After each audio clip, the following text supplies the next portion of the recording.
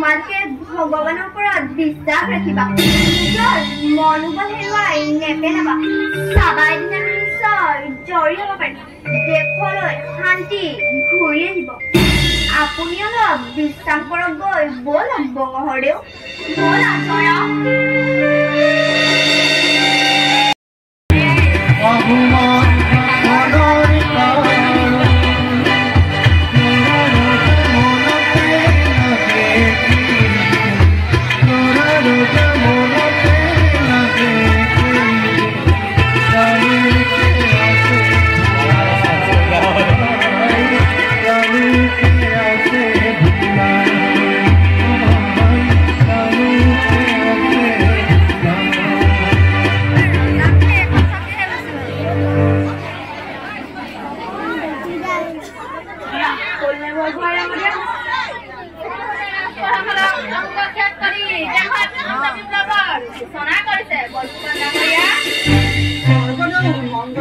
চিন্তা কৰিলে এই ৰাজহিংসাখন নিষ্কান্ত কৰিবই লাগিব দেশত ৰজা হব পৰা সকলো ৰাজকম দলিয়ালি অংগীক্ষত কৰিবই লাগিব বৰগোহাঁই ডাঙৰীয়া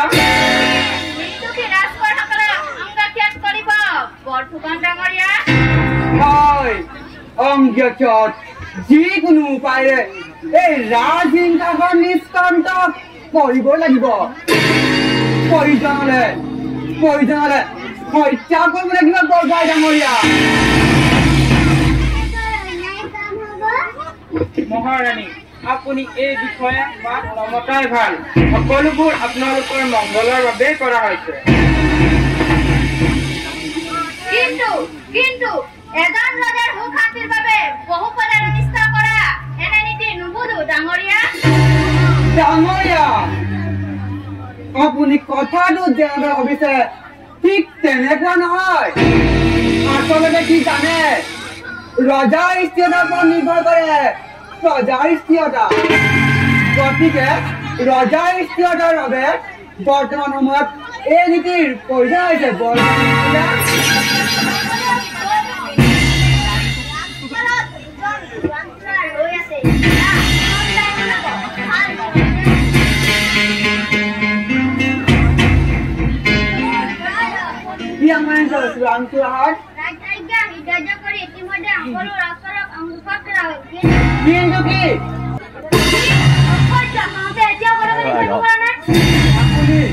আপুনি নিচিনা ভাবক স্বৰ্গদেউ এই ক্ষেত্ৰত যি ব্যৱস্থা ল'ব লাগে মই ল'ম চোৰাংচোৰাহত ৰাজ্যৰ প্ৰতি অলিয়ে গলিয়ে গৰমণিক অনুসন্ধান কৰ যাতে গৰমণি পলাই যাব নোৱাৰে মাত্ৰ কৰ্তব্যত অৱহেলা নকৰিবি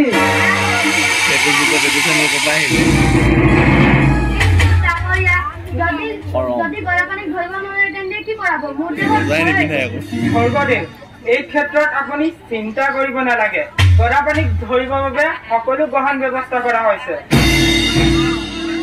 গৰাপানীক ধৰিবৰ বাবে সকলো ব্যৱস্থা গ্ৰহণ কৰা হ'ব স্বৰ্গদেউ ইমান সহজতে গৰাপানী পলাই যাব নোৱাৰে বলাই কিংবা কৌশল কৰি হলেও গৰাপানীক ধৰি আনি অংগীক্ষত কৰিবই লাগিব সকলো অংগীক্ষত নহয় গৰাপানীক ধৰি আনি বধ কৰিব লাগিব মোৰ আঁচনি ইমান সহজে মকিমো হবলৈ নিদো আপোনালোক এতিয়া যাওক আৰু সকলোৱে গদাপানী ৰন্ধন কৰক মই মৃত্যুঞ্জয় দিব পাৰো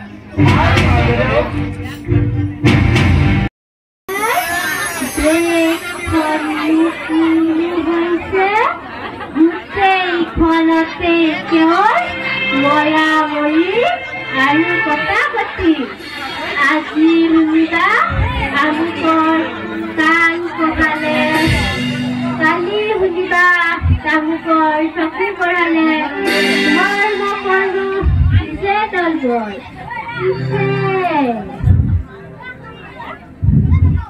আমাৰ তাত কিবা খবৰ পাইছনে বাৰু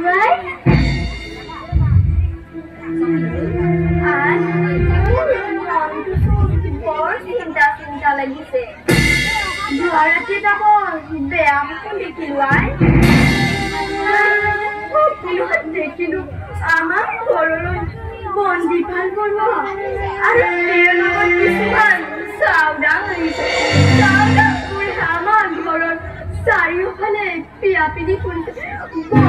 দেওঘৰো সোণাত বিচাৰি ফুৰিছে।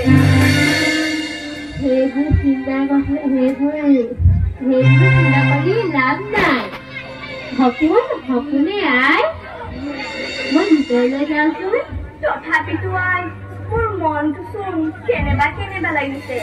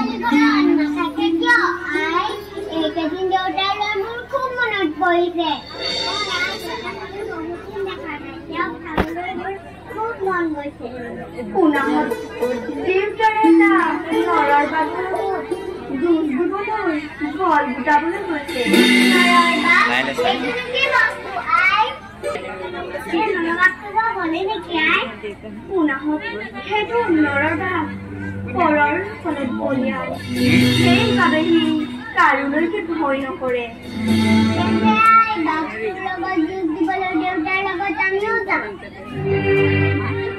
আমি অকলে আমি তাক খাব নোৱাৰিম। সেইটো বনৰ বাট নহয়, এই বাটটো আমাৰ দেশৰ মৰমতীয়া ৰজা বনৰ বাটে যিদৰে নিৰীহ পহুবিলাক ধৰি খায়, ঠিক সেইদৰে আমাৰ ৰজাই ৰাজপৰসকলক ধৰি নি অংগক্ষেপ কৰে, নাতিবা হত্যা কৰে। তাতে তেওঁৰ পাছত আন কোনেও ৰজা হ'ব নোৱাৰে। দেউতাসকলে ৰজাৰ বিৰুদ্ধে থিয় দিব নোৱাৰে, তাৰ বাবে দেউতাক জনবলৰ প্ৰয়োজন হ'ব। এই জনবল কি আই? শুনাহত ৰজাৰ বিৰুদ্ধে কোনেও মাত মাতিব নোৱাৰে। কোনোবাই মাত মাতিলে ধৰি আনি অংগক্ষেপ কৰে, নাতুবা হত্যা কৰে। আৰু আমাৰ ৰজা হ'ল মন্ত্ৰীৰ হাতৰ পুতলা। মন্ত্ৰীৰ কথা মতে সকলো কাম কাজ কৰে, সেইবাবে দেশখনৰ এই দুৰৱস্থা। আমাৰ ৰজাই তেন্তে বৰ অন্যায় কাম কৰিছে। মই যেতিয়া ৰজা হ'ম তেতিয়া এনে কুমন্ত্ৰণাকাৰী মন্ত্ৰীৰ কথা মতে কেতিয়াও কাম নকৰো। শুনা, তোমাৰ মুখত মই আজি বহুত সন্তোষৰ কথা শুনিলো। মই আজিও আশীৰ্বাদ কৰিছো, যেতিয়া তুমি ৰজা হবা নহয়, ন্যায় নীতিৰে দেশ শাসন কৰিবা, ৰাম ৰাজ্য স্থাপন কৰিবা। আইতা ৰৈ আছে নহয়। শুনাহত তোমালোকে যোৱা, তৰবৰিবাৰে হাত মুখ ধুৱাই দিবলৈ ৰৈ আছে নহয়। হাত মুখ তোমালোকে আইতাকৰ লগতে খাই ল'বা। তৰবৰি তুমিও খাবা গৈ যোৱা। কিন্তু আপুনি আমাৰ লগত সদায় নাখায় কিয়? আজি আমি একেলগে খাম। শুনাহত তোমালোকে খাবা গৈ যোৱা। মোৰ পাছতহে খোৱা নিয়ম মোৰ কাৰণে নালাগে। তৰবৰি কথা এটা শুনাচোন। কি বনাইছো দেউতা? কোনোবাই দেউতাৰ কথা সুধিলে তই একোকেই নকবি। দেউতা ঘৰতে চেষ্টা কৰে ৰাজেন্দ্ৰখন ভাঙিলে এইবোৰ ৰাজনীতি কৰা সকলো বৰ্তমানৰে ভালৰ বাবে কৰিছে। ৰাষ্ট্ৰসকলৰ দৃষ্টি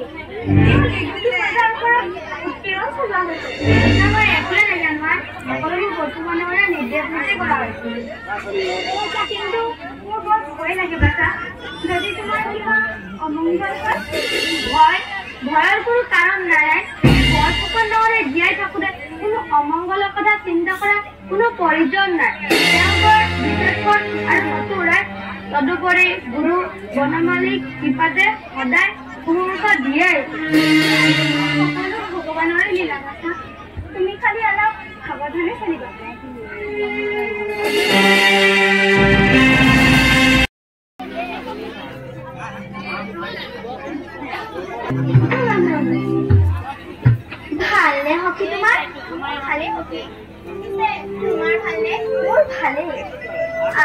পিছে কি মন কৰি আহিলা সখী সখী মই তোমাক এটা বাতৰি দিবলৈ আহিছোঁ বাতৰি কি বাতৰি সখী বৰ বেয়া বাতৰি কি বেয়া বাতৰি সখী অত্যাচাৰী ৰজাৰ উপদিষ্টি এইবাৰ তোমাৰ স্বামী আৰু সোণাধুতিৰ ওপৰত পৰিছে এই খবৰ তুমি কেনেকৈ পালা সখী এই খবৰ মই দেউতাৰ পৰা পাই ইয়ালৈ দৌৰি আহিছোঁ তুমি কিবা এটা উপায় কৰা উপায় কি উপায় কৰি সখী ধৰিবই পৰা নাই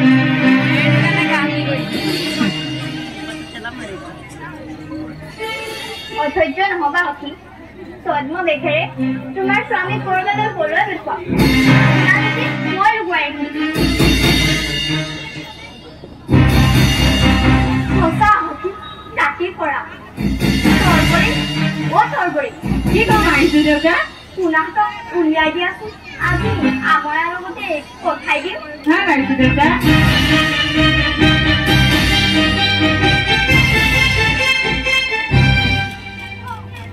শুনাহঁত তোমালোকে আজি আময়াৰ লগতে যাব লাগিব ৰজাৰ চোৰাং চোৰাই যেনিয়ে তেনিয়ে পিয়া পিনি ফুৰিছে সিহঁতৰ চকু তোমালোকৰ ওপৰতো পৰিছে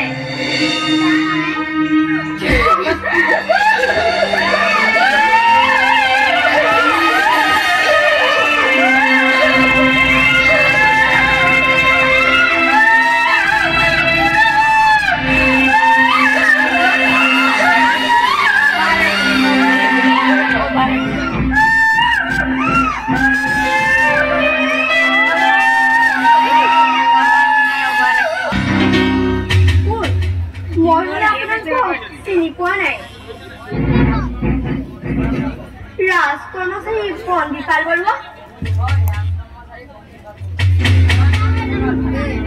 ৰাজকৰ্মচাৰী পণ্ডিতাল বৰুৱা আপোনাক মোৰ স্বামীৰ কি প্ৰয়োজন জানিব পাৰোনে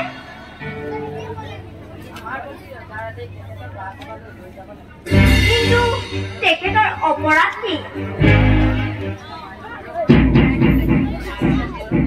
তেখেত নাই সেই কথা মই নাজানো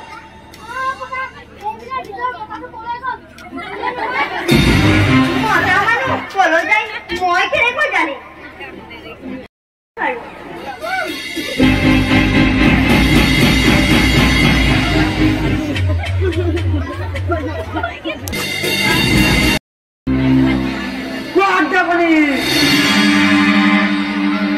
আজি মনত কৰিছে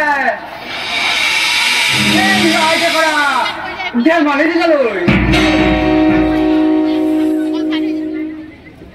গৰপানীয়ে কতজন আহোম ৰাজপুৰক দলিয়াই পেলাইছিল সেই বাহুবলে ভীম গাধে গোবৰ ৰজা পুত্ৰ লানি যাব নেকি এতিয়াই নাই ইমান সহজতে গৰপানী পলাই যাব নোৱাৰে বাৰে কিংবা কৰি হলেও আমি দলেনি অংগীকাৰ কৰিব লাগিব আপনাৰা অংগীকাৰ নহয় আমি দলেনি বধ কৰিব লাগিব নহলে সি মোৰ বিৰুদ্ধে ষড়যন্ত্ৰ আছে পাৰে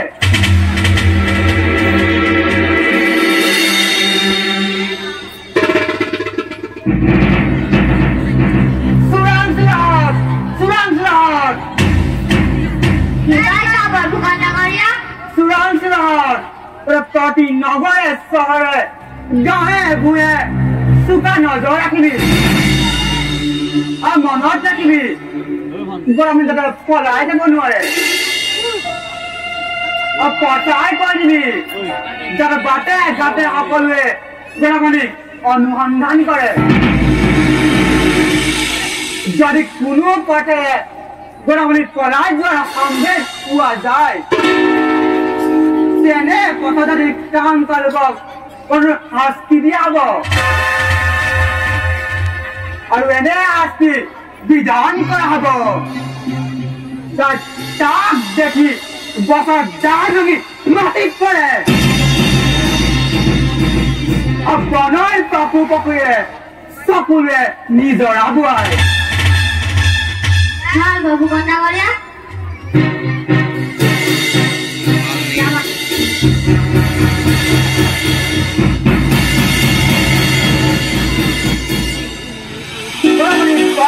বুদ্ধিমান আমাৰ চোৰাং চোৱাৰ চকুত ধূলি মাৰি অন্য ঠাইলৈ গুচি যাবও পাৰে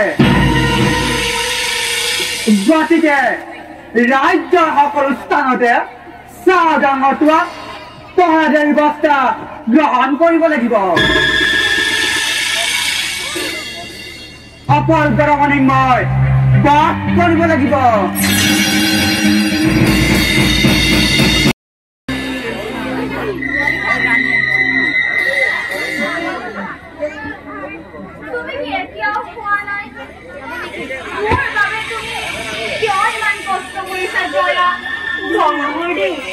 আপোনালৈ মোৰ ভয় লাগিছে জানো চাহিয়তে মোৰ বাবে তুমি ইমান চিন্তা নকৰিবা জয়া আপুনি আৰু ভূতাই মোৰ গাৰ চাৰ দৰে অলপতে লাগিয়েই থাকে মাথো তুমি মোৰ গুণাদুতিৰ মংগলৰ বাবে ভগৱানৰ ওচৰত প্ৰাৰ্থনা জনাবা আহিছো দেউতা মাহেকত সকলোবোৰ সজোৱা আছে আপোনালোক খাই লওক মোৰ এতিয়া খোৱাৰ সময় নহয় তই মোৰ এটা জৰুৰী কাম আছে তই এতিয়া যা ভাল লাগিছে দেউতা কিমান যে ষড়যন্ত্ৰ চলিছে মোৰ বিৰুদ্ধে মই অকলে যুঁজ দিব লাগিব সেই অত্যাচাৰী ৰজাৰ বিৰুদ্ধে সময়ত সকলো ঠিক হৈ যাব বঙাহলে বিপদত মাথো আমি ধৈৰ্য ধৰাটো কৰ্তব্য ধৈৰ্য মোৰ শেষ হৈ গৈছে অন্ত যাব খোজা আহোম ফুলৰ ৰবি অক্ষুণ্ণ ৰাখিব লাগিব জয়া হিংসা নীতিয়ে ধৰ্মনীতিক প্ৰৱৰ্তন নকৰে হিংসা নীতিয়ে ধৰ্মনীতিক প্ৰৱৰ্তন নকৰে যাব খোজা আহোম ফুলৰ ৰবিক ধৰি ৰাখিবলৈ এনে নীতি প্ৰয়োজন হৈছে ই দেশৰ বাবে এক পবিত্ৰ কৰ্তব্য আমি একে সময়তে সকলো ৰাজ্যৰ কুশাসন দূৰ কৰিব নোৱাৰিম গতিকে কিছুদিন নগা পাহাৰতে আমি আত্মগোপন কৰি শক্তি বৃদ্ধি কৰি লোৱাটো জালুক ফুলা যিমানে অত্যাচাৰী সিমানে শক্তিশালী চতুৰ ৰাজনীতি অটল বুঢ়া গোহাঁইও তেওঁৰ ষড়যন্ত্ৰৰ পৰা হাৰি যাব নোৱাৰিলে জানো আই কুঁৱৰী মই ভাল ধৰণে জানো লালুক ফুলাৰ শক্তিৰ কথা সামান্য এটা ভালুকৰ উপদ্ৰৱত ভীতিগ্ৰস্ত হৈ সহায় বিচাৰিছিলে ভূতাই ডেকাৰ অকলেই বধ কৰাৰ প্ৰতিদান স্বৰূপে দেওশাললৈ উৎসৰ্গা কৰিছিল মোক নকবা ভূতাই সেই লালুক ফুলা অভিশাপেৰ কথা কৈ দহকৈ জ্বলি থকা জুই ঢেউধাৰি নিদিবা মই উন্মাদ হৈ যাম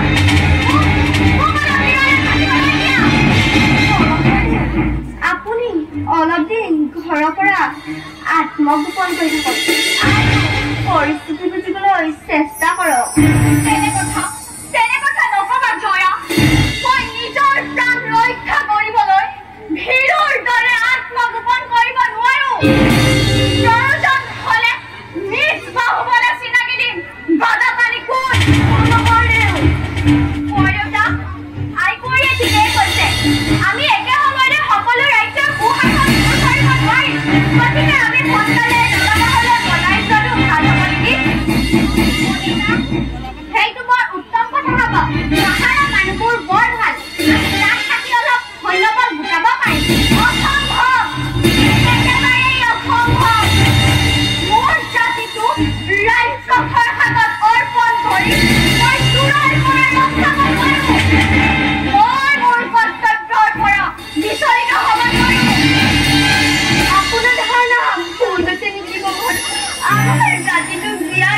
ৰাখিবলৈ জন্মভূমিক ৰক্ষা কৰিবলৈ আপুনি যাবই লাগিব আপোনাক থাকিব লাগিব আৰু ফুটাইও থাকিব লাগিব